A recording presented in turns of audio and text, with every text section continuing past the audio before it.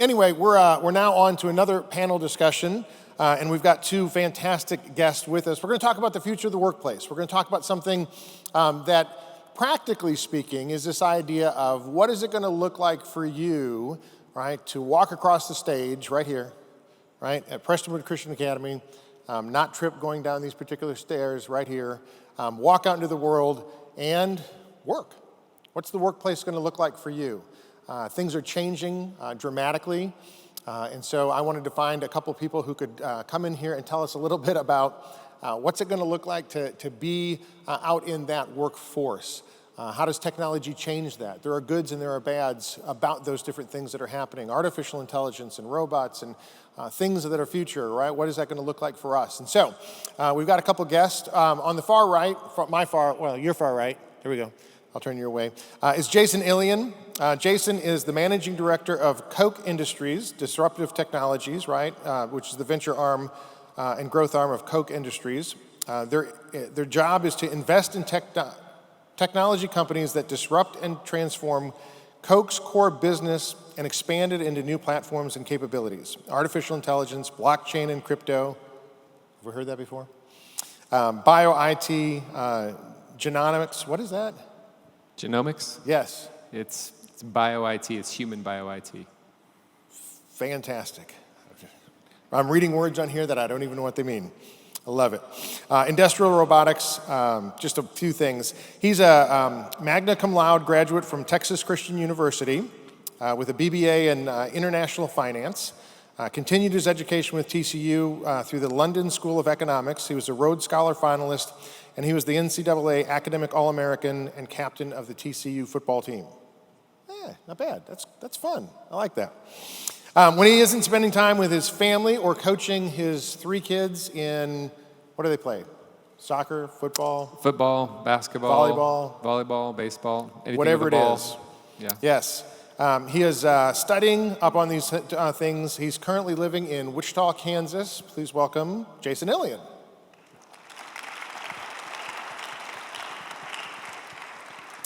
Some of you actually got to hear them yesterday, right? So you're thinking, hey, I've heard these two before.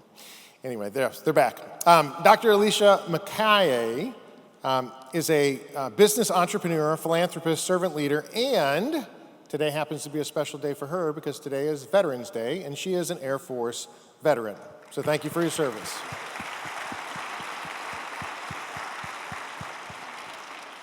She's the vice president and co-founder of GXA. It's an award-winning IT firm that provides solutions to small to medium-sized businesses in the DFW area. It's been named one of Inc.'s 5,000 fastest-growing companies in America and one of 250 most inspiring companies in Texas. She has an unparalleled record of accomplishments and received numerous awards, including Dallas Business Journal's Minority Business Leader, Minority Women's Business Entrepreneur of the Year, Alumni of the Year from UT Dallas, Air Force Achievement Medal, and most recently nominated as Women in Technology Luminary Award for 2020. She received her PhD from the University of Texas at Dallas in Public Affairs. Welcome, Dr. Alicia Makaye. All right, so let's dive in. For some of you, you heard a little bit about the conversation yesterday about the future of the workplace. Let's kind of get practical, though, right? Because we talked a lot about theory, college, what's it going to look like, things like that. Let's dive right into that first step, walking across the stage, leaving and going off to college. What kind of things do these students need to understand that there's changes happening in the workplace that they need to understand that, right, their parents' experience of walking and graduating and going to college is going to be significantly different than their experience. So what can you tell them? What are those differences going to be that they need to be paying attention to? Alicia, we'll start with you. Thank you for the warm welcome, and happy Veterans Day to all those veterans also that are sitting in the audience. And so what I want to tell you about what the difference is going to be in regards to what you should expect and what my experience of when I went to college, which was, I started almost 20 years ago, is the online learning. basically, because of the pandemic, what we've experienced now is we are now thrust into this arena of learning from home. I believe that moving into the future, there's going to be more opportunities to go to Ivy League schools around the United States with not just sitting in the classroom, but also sitting in your dormitory room, participating in that particular class. I do anticipate that this will become part of the norm, and that schools will begin to offer education in a much broader fashion. When I say broader, I mean that it's going to be available to more people around the global market. So Harvard is just not going to only be a local institution and you have to fly to that institution. The expansion of online education is going to take off on a whole new level. And so this pandemic disruption that we're having right now is going to really change the way education looks in the future for everyone. And how we are educating our students, even from K through 12, is going to change pretty drastically. So I do expect changes to happen and to occur versus my college experience was in a dormitory. And then it was also, I also extended my education when I went into the Air Force, but that is going to become even more, it's just going to be a broader experience. That your college experience, I don't want you to expect it to be in a dormitory, in a classroom. It is now technology is going to be used in a whole new different way, that we are going to educate more people than we ever have in the history of our education system because of the use of technology.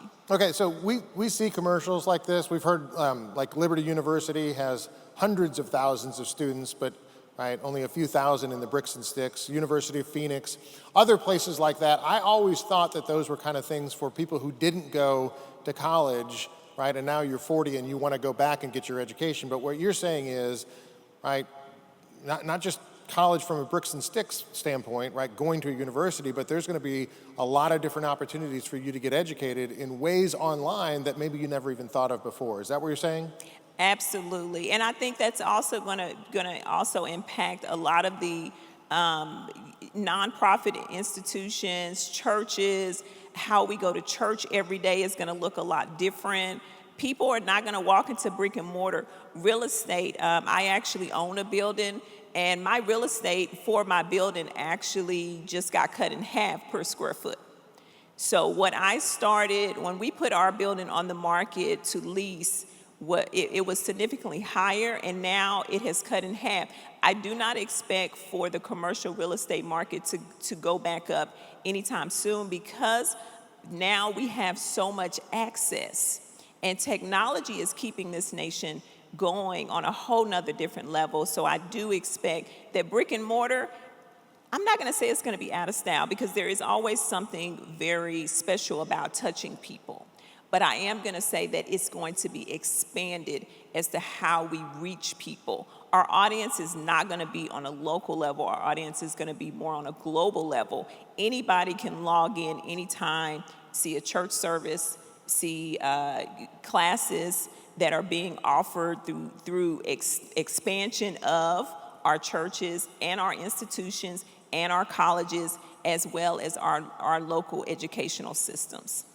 Okay, Jason, can we jump off of that into the question of how does that change us as people, right? And I want to get into what you see as well, right? But if this is true, right, that there's going to be a lot more online learning, churches are going to be different, right? There's going to be a lot more kind of individualized, not around a group of people, just kind of concepts moving over in the future.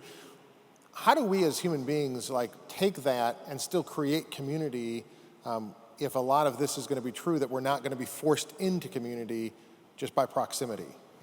Yeah, it's a great question. I mean, I think where Alicia's going, and I agree with her, that we're going to live in this hybrid world, right? We're going to live in the world where community's both online as well as in person. And there's a right place for both, and there's a wrong place for both, right? I mean, you're seeing part of the wrong place right now in social media, how we argue and fight and create disagreements on social media about some issues that we should probably sit around the table and discuss. We've also got, I would say, in the Christian world over the last couple decades, we've become lazy. That means that we're the church when we come to a building, when we're the church because we're the body of Christ, regardless of whether we're in the building or not, right? And so what the pandemic has really done is it has jumped us 5 or 10 years into the future. It has forced us to the place that we probably should have been anyways. And it's created a unique opportunity, especially for believers, to realize that any situation we're in, whether we're in person for school or whether we're online, we have an opportunity to be a light there. And I think what that means to students is you have to be discerning enough to know when and where to have those conversations. And it creates a new level of discipline that you have to have for yourself about getting things done. I think in the future, what college is about is it's not about necessarily a degree, it's about mastery of a subject, right? Because you can go online now, if you want to learn artificial intelligence or learn how to do automation for the next generation of cars, you can get what they call a nano degree, right? You can learn specifically about that. And I think this generation is about how do you leverage the resources, both in person and online, to get mastery in one particular area where God has gifted you. Now that assumes you know where God's gifted you, right? And so there's an experimental process that you should go through in high school and college to figure out what gifts do you have. And I think the future is held by two types of people. One of those is a generalist, a curator of truth. So they're able to curate through this noise. There's a lot of noise out there about what's true and what's not true. Believers have access to the Word of God, so they have access to the truth, and they can use that to navigate this crazy world of online and offline. And the second type is, can you get deep subject matter expertise in one particular area? And what is that one area? Well, that could be dancing, right? It could be real estate. It could be, the Word of God if you want to be a pastor. It could be all sorts of things. But when you get that sense of mastery of something, not just a degree, and you continually have a growth mindset, what all the employers are looking out there is, can you continuously learn? Not can I tell you what to do? Can you understand what you should do and go do it yourself in such a way that I can cut you loose to continue to grow and bring people underneath you? As part of the hiring process on our own team, if I haven't seen a track record of you being able to pick something up, figure it out, be accountable, experiment, fail, then learn how to succeed and continue that process, you're not a fit for our team, right? If you're just somebody that we have to tell you what to do, and then you go do it and you come back and forth, that is not a knowledge worker fit for the future. The knowledge worker of the future is somebody that can not only succeed, but can learn how to fail at a high speed and learn from those failures in such a way that they come to a better conclusion, a more profitable, a more efficient conclusion through that process. Now, Alicia, we saw your daughter yesterday on our Zoom, kindergarten, right? Okay, so she's a little bit younger than these students here, but she's kind of, right, in a few years, kind of be in that marketplace. What are the skill sets that you think, right, are going to be necessary for her and for these students going into this market that might be a little different than the skill sets that we had to get? Some of the skill sets that basically, let me just be very clear with you. Technology for these young people are on steroids. I didn't need technology in my day. Like Instagram didn't exist, Facebook didn't exist. I just sent my first email when I went to the Air Force. Like literally, I was amazed to sit down at a computer and I could talk to somebody in the other room, like instantly. And so that was something that, it was a skill that wasn't even very popular then, but now some of the skills that I believe that students that are going to be entering the workplace that are going to need, you are going to need technology. You are going to know how, you must know how to use the computer. It is our way of life. Our computers are now our phones. And so being able to even apply online, I know now even on my website, you can apply using your mobile device. You don't even have to sit down at a computer to apply for a job.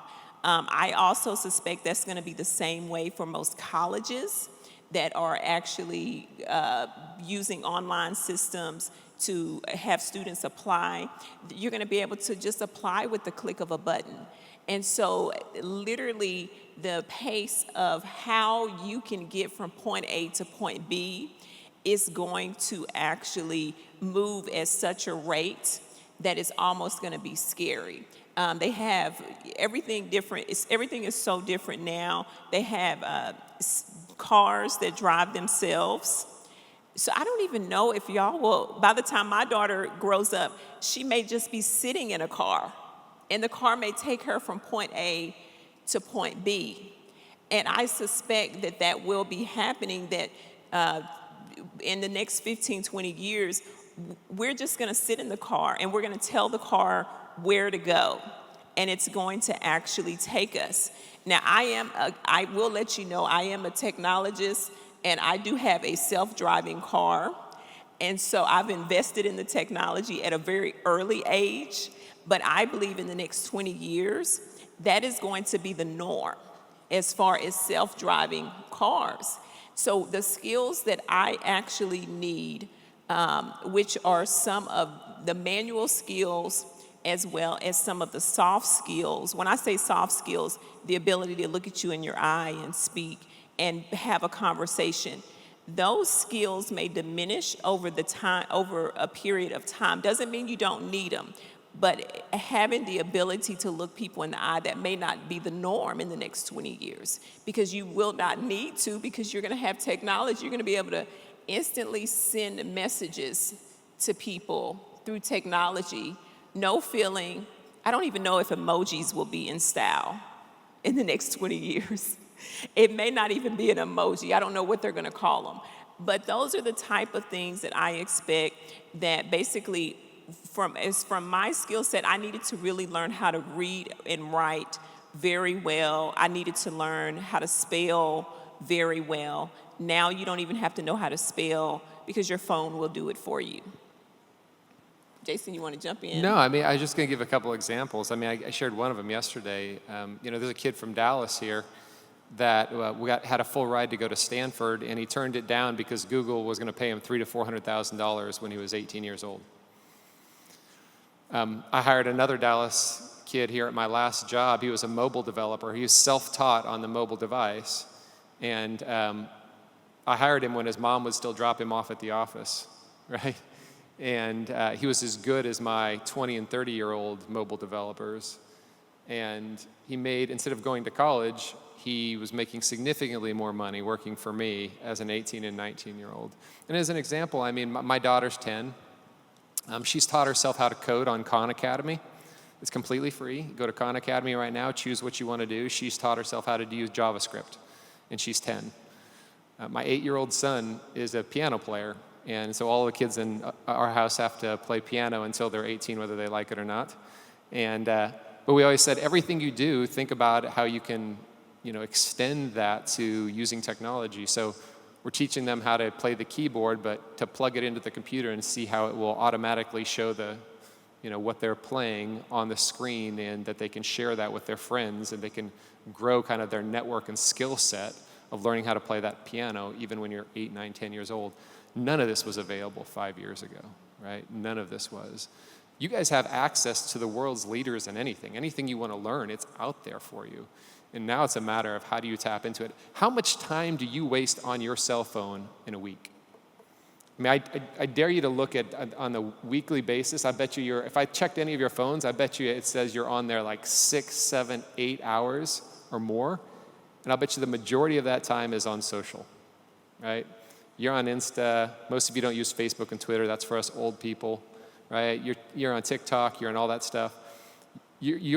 All that time could be dedicated to something else, something about growing your faith, something about building your skill set. And so I challenge you to use some of that time. Take it back. And by the way, I shared this yesterday, but I want to be really clear about this. Everything you post on social media, we see. We are tracking everything that you do. So if you put a resume out there, when I go on your social posts and I see you drinking at a party, I don't care that you got a 4.0. I saw that you're an idiot and you're drinking at a party, and I'm not hiring you, right? So everything you post out there, you may think it's just between you and your friends, but all that data is in real time. We're tracking everything behind the scenes. Everything you touch, everywhere you go, everything you buy, every meal that you eat, All of that stuff is traceable, right? So if you're doing good things, you don't have anything to worry about. If you're being dumb, you have a lot to worry about, right? Because those things will catch up. And there have been people that we have not hired because we've seen their social posts, because we see how they act in public. And that's just not a place that you want to be. It's not something we ever had to worry about growing up, right? Like, when we were jousting and being dumb on bikes, right? Nobody caught that on video, right? That was just a hospital visit. Now we see everything that you do. And if you're doing things that are unbecoming of a believer or unbecoming of somebody that we want to hire, it doesn't matter where you went to school. It doesn't matter how intelligent you are. It shows that you lack emotional intelligence and social discernment, and we won't track you. So I caution you that this phone that you have is more powerful than the technology that put somebody on the moon, and it can be used for good or bad. Technology is just an accelerator, right? It can help you be an amazing leader for the good team, or it can help you be an amazing leader for the bad team, but you will lead. Alicia, you mentioned about self-driving cars and the future of technology, but most of what you said so far was positive. Jason just jumped over to that. There's also a negative side. Do you see some negative trends just in young people as they're coming up, as you're looking to hire people? Do you see anything that you would say, okay, because of technology and its influence on them, here's something that I wish they would know so that they can begin to work on that? You already mentioned soft skills and just the ability to communicate well. Is there anything else that you see that they need to know about? Yes, absolutely. And so one term that I want to introduce to you today is called emotional intelligence. Emotional intelligence basically is your ability to handle life's ups and downs without reacting in a manner that is unbecoming of your Christian upbringing here at Prestonwood Christian Academy. And that is something that I see very often now. I'm beginning to hire Generation Z. Whew. They're coming into the marketplace. And we have our first Generation Z at the office. And one of the downfalls of Generation Z, is this a Generation Z as well in the room? Yes, you're Generation Z, you're shaking your head. So let me tell you, this is my take. I haven't read this anywhere because this is just me working with Generation Z.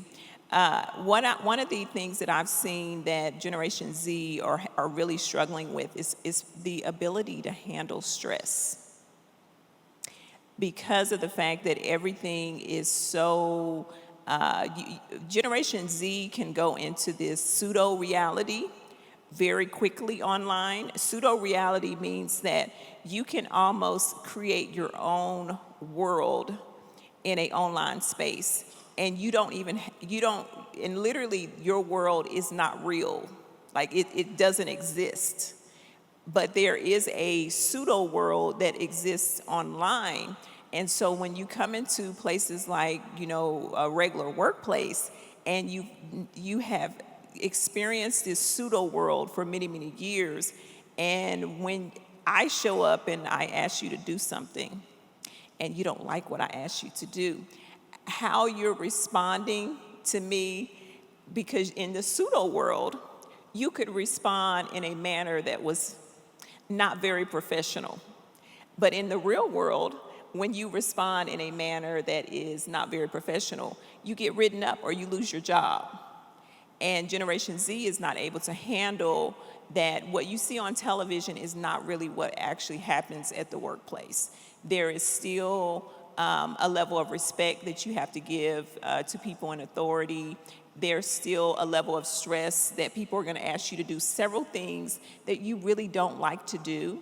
And how you handle that in the workplace will determine your trajectory of your career and how far you go in just even in your own personal aspirations. How well you handle stress and people saying things to you that are not nice and not flying off the handle, all of that matters.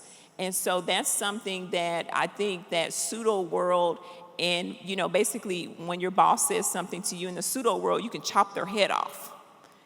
That is not how it works out here. You cannot chop the boss's head off. And those are things that I want you to keep in mind, that Generation Z is really struggling with being able to operate in a real face-to-face, dealing with people from different parts of the world, dealing with how people say things to you and how you respond. You can never control what people say to you. You can never control what people ask you to do, but you can control with how you respond to it. And I have a good example of this. This just happened literally in my office about 2 weeks ago. Generation Z, we hired technologists. This individual was very new with us, with the company, and he accidentally sent out a script and deleted 265 Microsoft Outlook mailboxes. And it was a company, it was one of our clients. So the client calls us at 5 o'clock and says, I was on my email and it just disappeared. And so our phone started ringing because then we started getting a couple of calls in. It was one push of a button. This person put out a script. It was meant for one person. He sent it out to an entire company. Everybody's mailboxes were gone, deleted. And the good company that we are, we do have backups of everything. So this is not a big deal to us. We didn't panic. We said, okay, let's see what's going on. We found out that the script went out, was wrong. The gentleman, Generation Z, had accidentally deleted everything. He made a mistake. And so instead of him owning up to the mistake that he deleted everyone's email boxes, when you get scared, human nature is fight or flight. So what he did is he disappeared for 2 hours. It took 10 of my guys to jump in to restore 265 email boxes instantly. Now, they did get a free upgrade. Office 365 is very popular, and they got the upgrade instantly. So they did, that was the silver lining. But what he did is he actually pretended like we fired him. So he went in, made a false email from our IT director and said that we had fired him, and came to our office. And this is how we found out that he had disappeared, did the false email. He came to our office. He couldn't remember his passcode to get in the building, so he set off the alarm. So when he sets off the alarm, my phone goes off. I'm like, who's in the office? Why is someone, I'm thinking, is it a burglar? Is the janitor in the office? We knew it wasn't the janitor. We looked on the cameras. We found out it was this guy who deleted all these email boxes. He turns in a fake termination letter with his computer and his laptop and resigned his role because he made a mistake. Now, how many of you think that was a great idea? Nobody. When you make a mistake, you don't run, you own up to it, you can apologize. We all jumped in as a team to correct the mistake, but he wasn't able to handle the mistake. We tried to call him to let him know this is a teachable moment. Unfortunately, he changed his phone number, would not take any more of our calls. Very talented individual, but this was a generational Z, that this is the type of stress that you have to be able to handle. You are going to make mistakes, but running from your mistakes is not the proper response. We were going to talk to him the next day, but we were not going to fire him. He fired himself and terminated himself. Now, not only can he not put me on as a reference, if they find out that he worked for me, I cannot even tell you he's eligible for rehire because he falsified a termination letter. That is one of the aspects that I encourage you as Generation Z. Own up to your mistakes, go face the music, and apologize and say, I'm sorry. But falsifying your termination, turning in equipment is not the way to respond to that situation. Is that helpful? Yes, okay. Yes. That's a good life lesson. Jason, one of the things that looking to the future, years ago we used to be afraid our jobs would be taken by overseas companies because they could do it cheaper. Now artificial intelligence and robots can do a lot of the jobs that humans used to be able to do. Right? You're investing in companies and finding a lot of those things that make jobs easier. What does the future look like, right, from the standpoint of what jobs are going to be taken by artificial intelligence or robots, and what's going to be fields of study that we can go into, right, that aren't going to be taken over by artificial intelligence? So an easy question is what you would just say, just predict the future, right? That's what it is? Okay, got it. One of the things that you need to think about is anything that can be automated will. Repetitive tasks that don't take a lot of mental brain power or even physical strength, those are all going to be done by robots, computers in the future. And I think we have a very narrow scope of what jobs are actually available too, right? We often, when I was growing up, it's like, well, you can be a lawyer or you can be a doctor, or you can be a fireman. Now there's who's ever thought about being a data scientist? Who's ever thought about being a graphic product designer? Who's ever thought about being a brand specialist? Who's ever thought about being, a director of digital marketing and relationships? These are all real jobs. They're real jobs that pay a lot of money because they're looking for, highly intelligent, cross-levered people that can not only think but understand these digital tools that we're working with. And so the type of companies that I work around, right, they're looking for data scientists who can pull data off all the different clouds, right? Whether they're pulling it off of AWS's, or they also need people to understand what that data means. I mean, we're talking about terabytes, gigabytes of data, huge amounts, and saying, what does this data mean? That computers can run through it, but we have to make assumptions. The humans still have to guide the artificial intelligence to figure out what it's going to do and what we want it to do, right? So what I always tell people, and what we do at Koch Industries, we have roughly 150,000 employees in 65 countries. And our goal is not to have anybody without a job. Our goal is to take the jobs that we have that are manual, that are hard, that are repetitive and aren't challenging, and to take all those people up a level and give the robots the repetitive jobs, right? To give the artificial intelligence the job of just shifting the paper from the left side of the table to the right side of the table.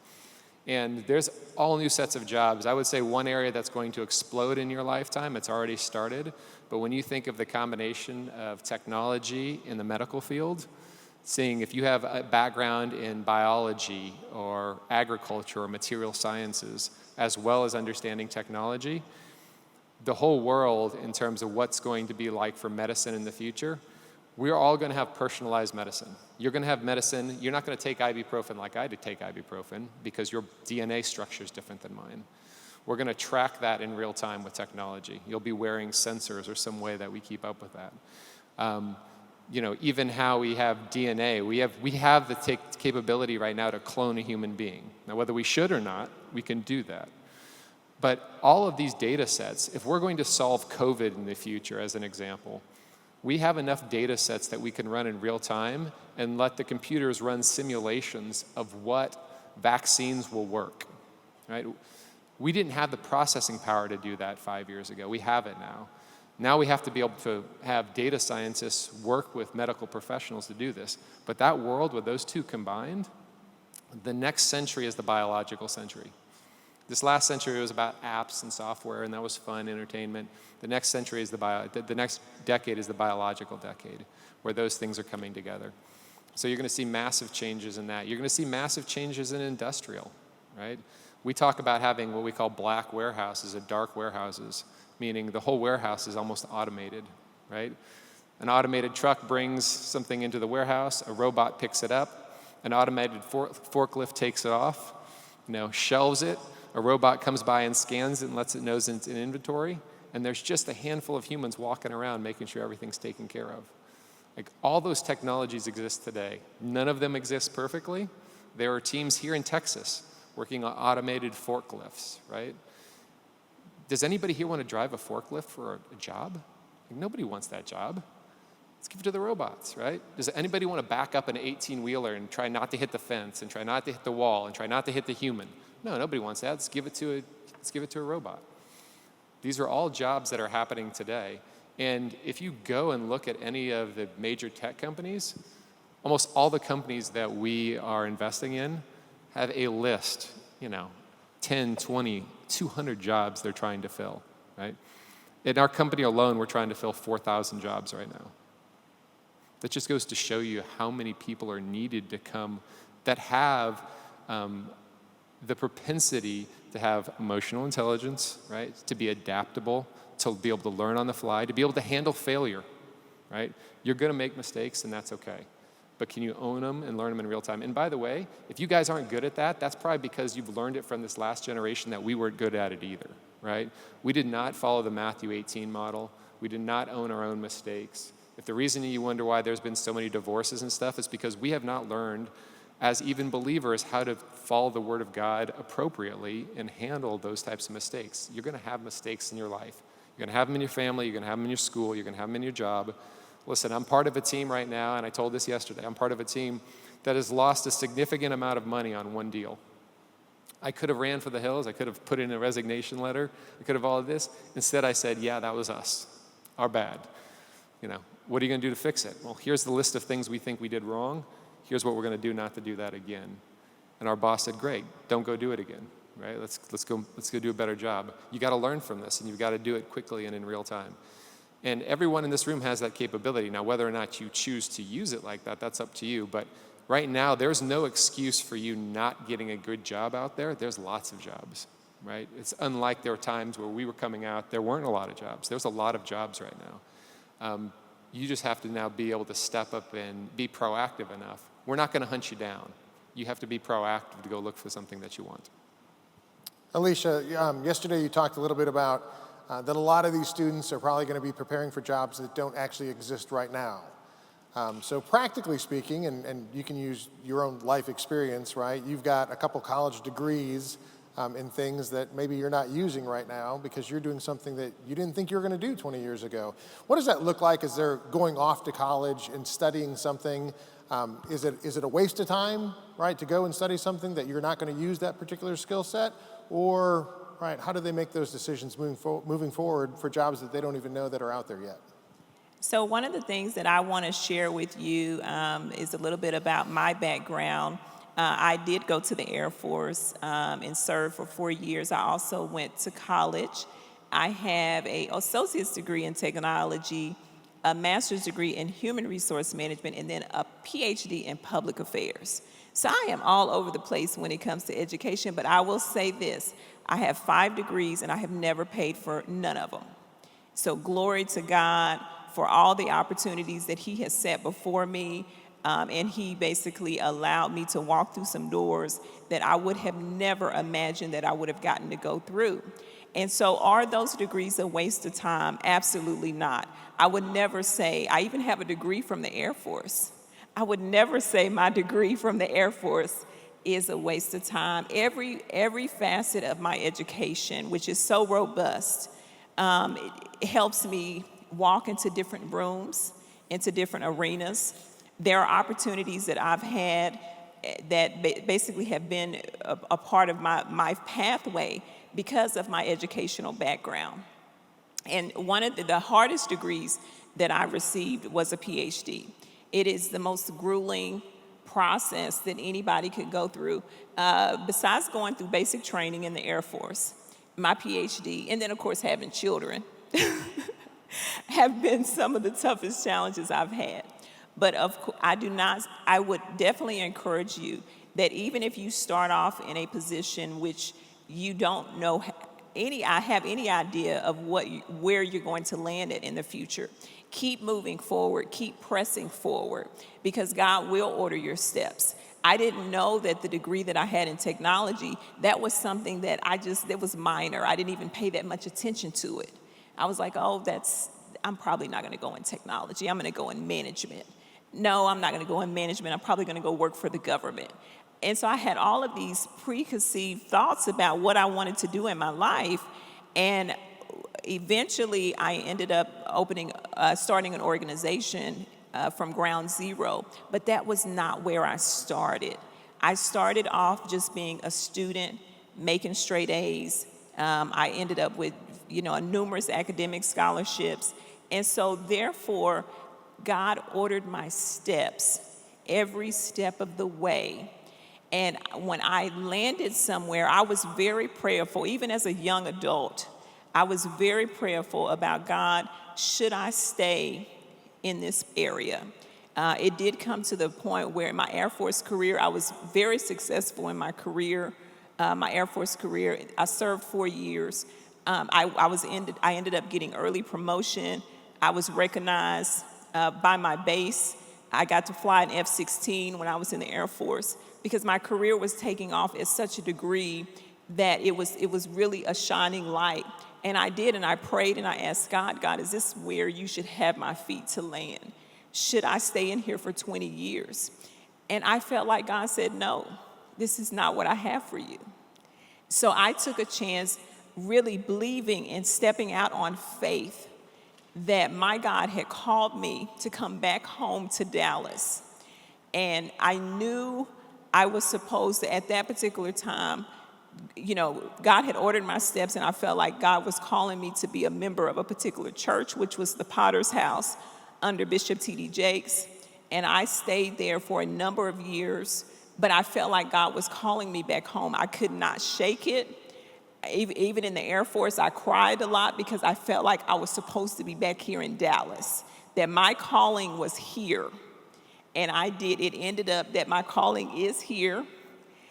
I even struggled with owning a technology company, being an African-American woman, struggled a lot. And finally, God told me that he said to me, you are not called to man. You are doing this unto me. Keep moving forward because I'm going to open up doors for you that no man can shut. And my God has been so good to me, even for me to be nominated for a Woman in Technology Award. That is nobody but him. So stay prayerful in all that you do, because I promise you, and I am a living testimony, that God will order your steps every step of the way. He gave me the opportunity to get a PhD, and I said, yes, Lord. I didn't say yes to man. I said, yes, Lord, I'll do it. Whatever you call me to, I'll do it. And that's why I say that my degrees are not a waste of time. My education is not a waste of time, because I didn't do it unto man. I did it unto God. That's a good word.